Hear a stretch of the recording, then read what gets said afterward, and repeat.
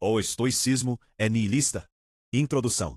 Em uma era marcada pela fragmentação existencial, pelo ceticismo radical e pela sensação difusa de que o mundo moderno perdeu seu centro, surge com frequência uma pergunta provocadora. O estoicismo, com sua ênfase na aceitação, no controle das emoções e na indiferença perante o que não se pode alterar, não seria, no fundo, uma forma sofisticada de nihilismo? À primeira vista, há paralelos superficiais. Ambos parecem rejeitar o apego excessivo, ambos confrontam a fragilidade humana e ambos podem levar a uma certa quietude interior.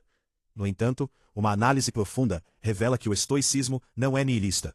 Ao contrário, ele se apresenta como um antídoto vigoroso contra o nihilismo.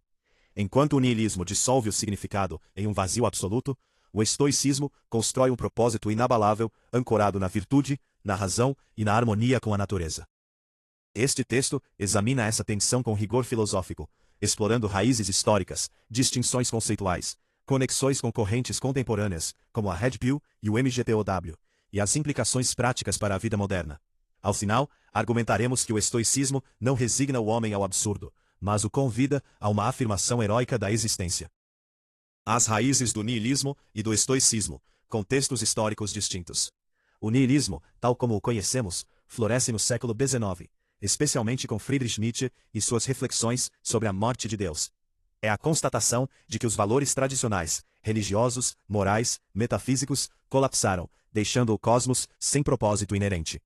Nada tem sentido, declara o nihilista existencial. Tudo é permitido, conclui o nihilista moral. Essa visão pode gerar desespero passivo ou, em variantes ativas, uma liberdade aterradora para criar valores do zero. O estoicismo, por sua vez, nasce na Grécia helenística, com Zeno de Citium, e atinge maturidade com Epicteto, Sêneca e Marco Aurélio. Surge em um período de instabilidade política e cultural após as conquistas de Alexandre, quando o indivíduo se via pequeno perante impérios vastos e o destino imprevisível. Os estoicos não negavam o caos aparente do mundo. Eles afirmavam uma ordem subjacente, o Logos, a razão divina que permeia o universo como um fogo criador e racional. Marco Aurélio escreve em suas meditações: tudo o que acontece é tão natural quanto a rosa na primavera ou os frutos no verão. Não há aqui o vazio nihilista, mas uma confiança profunda na racionalidade cósmica. O nihilista vê o universo como indiferença cega, o estoico como um sistema ordenado ao qual devemos nos alinhar. Nietzsche, aliás, criticou os estoicos precisamente por essa tirania sobre si mesmos e pela suposta falsificação da natureza selvagem. Uma crítica que revela mais sobre seu vitalismo do que sobre a suposta passividade estoica. Distinções conceituais, significado, virtude e o vazio. A diferença fundamental reside na resposta à pergunta: existe significado? O nihilista responde com negação radical. O estoico responde afirmativamente. O significado reside na virtude, arete, que é o único bem verdadeiro. Tudo mais, saúde, riqueza, reputação, prazer, é adiáfora, indiferente. Não insignificante no sentido nihilista, mas subordinado.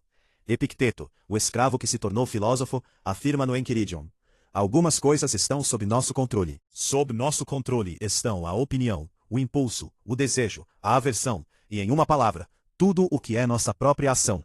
Essa dicotomia não leva ao desengajamento nihilista, mas a uma liberdade ativa. Concentramos energia no que podemos moldar, nosso caráter, e aceitamos com serenidade o resto. Sêneca complementa: a virtude basta para a felicidade. Aqui não há resignação ao absurdo, mas uma elevação moral. O nihilista pode chegar a uma indiferença semelhante por desespero. O estoico a alcança por disciplina racional. O primeiro dissolve a moral, o segundo a torna o centro absoluto da existência. Enquanto o nihilismo pode paralisar, por que agir se nada importa? O estoicismo impulsiona. Age com virtude, pois só ela permanece. Os estoicos reconheciam o sofrimento, a morte e a impermanência, temas nihilistas por excelência, mas os transformavam em oportunidades para o exercício da excelência humana. Marco Aurélio via a morte não como aniquilação sem sentido, mas como retorno ao Logos universal. Essa visão teleológica contrasta radicalmente com o nihilismo, que rejeita qualquer telos, semelhanças superficiais e armadilhas de interpretação. É inegável que em leituras apressadas, o estoicismo pareça nihilista. A apateia, ausência de paixões perturbadoras, pode soar como frieza emocional. A aceitação do destino, amor fati, pode ser confundida com fatalismo passivo. No entanto, essas são distorções. A apateia não é supressão emocional, mas transformação. As emoções são julgamentos de valor. Ao julgar corretamente, cultivamos tranquilidade, sem negar a humanidade. O nihilista, ao contrário, pode cair na anestesia total, ou no hedonismo desesperado. Além disso, os estoicos eram cidadãos ativos. Sêneca aconselhava Nero, Marco Aurélio governava um império, Epicteto ensinava. O estoicismo não nega o engajamento, ele o purifica. Conexões com a Red Pill e o MGTOW. Estoicismo como ferramenta ou distorção. No cenário contemporâneo, o estoicismo encontrou ressonância nas comunidades Red Pill e MGTOW, que lidam com dinâmicas de gênero, hipergamia e desilusão romântica. A Red Pill, inspirada no filme Matrix, promete despertar para a realidade das relações, frequentemente descrita em termos cínicos, biológicos e estratégicos. O MGTOW, Men Going Their Own Way, advoga o afastamento masculino das armadilhas do casamento e do compromisso, priorizando autonomia. Há sobreposições produtivas. Ambos enfatizam o controle interno, a rejeição de validação externa e a construção de resiliência perante rejeição ou traição. Um homem Red Pill pode usar a dicotomia do controle estoica para não se abalar com o comportamento feminino imprevisível. O MGTOW ecoa a indiferença estoica perante indiferentes como status ou romance idealizado. Contudo, as diferenças são profundas. A Red Pill frequentemente reduz as relações a jogos de poder e estratégia sexual, o que pode deslizar para a amoralidade, algo incompatível com a justiça e a temperança estoicas.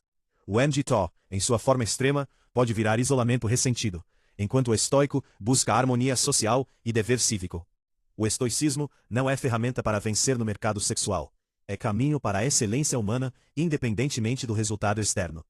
Aqui, o estoicismo corrige potenciais nihilismos latentes nessas comunidades. A Red Pill pode gerar cinismo nihilista sobre o amor e a sociedade.